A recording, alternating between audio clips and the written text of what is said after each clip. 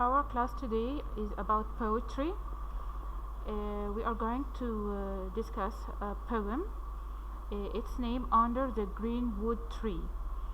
It was written by William Shakespeare. Okay, from a play called As You Like It. From a play called As You Like It. Okay, as you know, William Shakespeare is a great dramatist and a great poet. Okay, he wrote many poems and plays. We are going to discuss stanza 1. We are going to read it.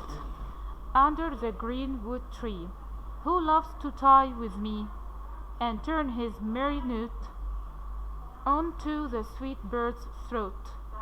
Come hither, come hither, come hither. Here shall he see no enemy but winter and rough weather. In our first stanza, it is an invitation to come to the woods, to stay and live in the woods. Okay, what is the occasion of this poem? Why did he write this poem? Okay, this poem originally is a song said by Amiens and Jacques, the attendants of the Duke in the forest. There is a Duke. This Duke of Arden, he lives now in the forest of Arden with some others in the forest. This Duke has a brother, but this brother took over the rule of him. He is not a duke anymore. He sent him in the forest or to the forest. Okay, we have a nice person or a good one and a bad one. Okay, the good one, which is the duke, he lives in the forest of Arden.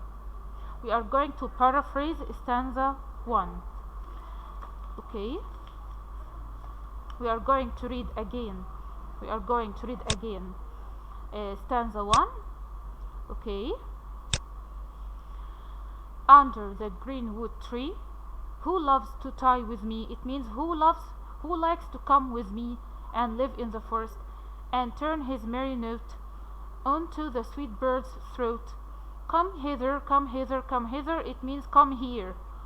Here shall he see no enemy but winter and rough weather.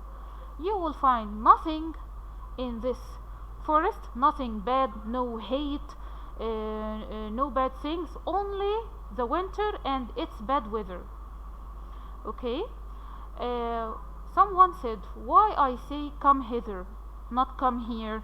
Come hither is the old English during this time. Okay, we are going to paraphrase this stanza. In the first verse or stanza, the poet calls his friends to leave the city and come to the forest to live with him under the trees, where they can find peace, calmness, no hate, no bad things.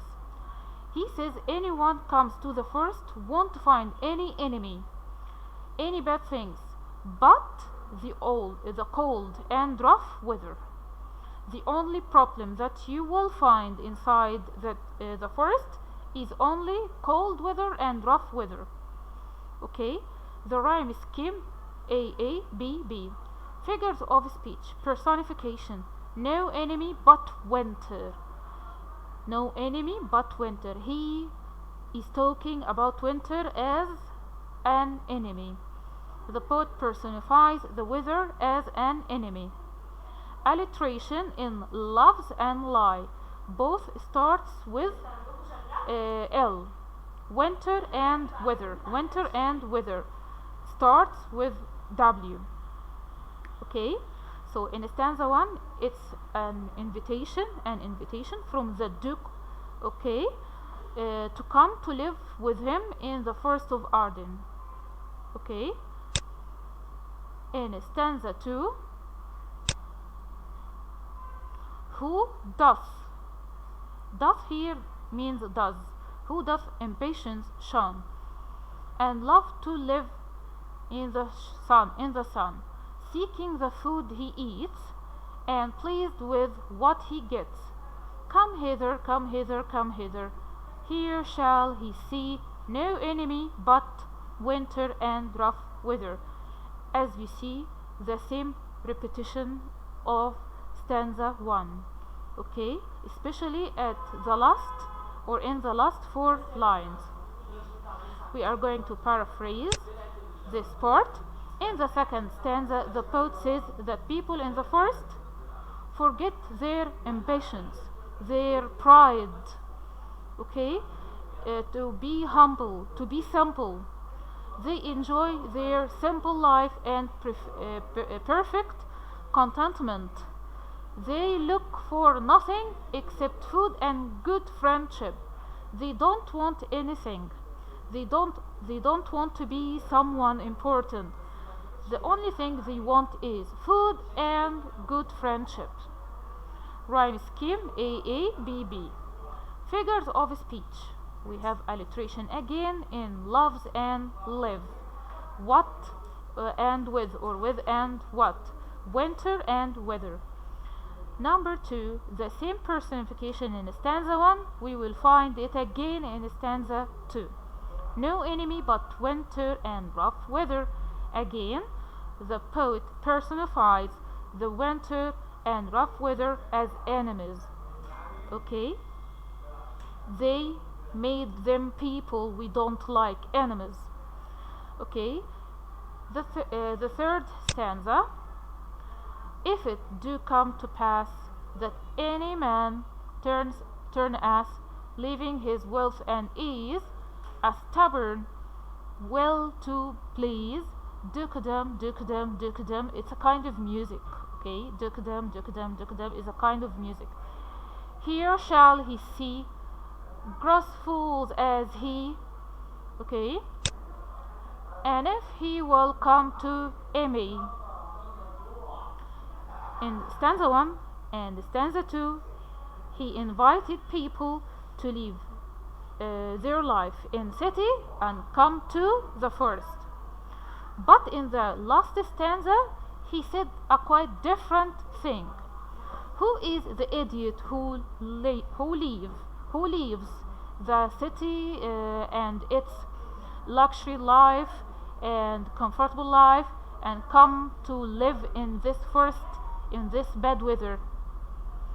Okay, I'm going to paraphrase the last stanza. Paraphrase. In the third stanza, the poet contradicts himself.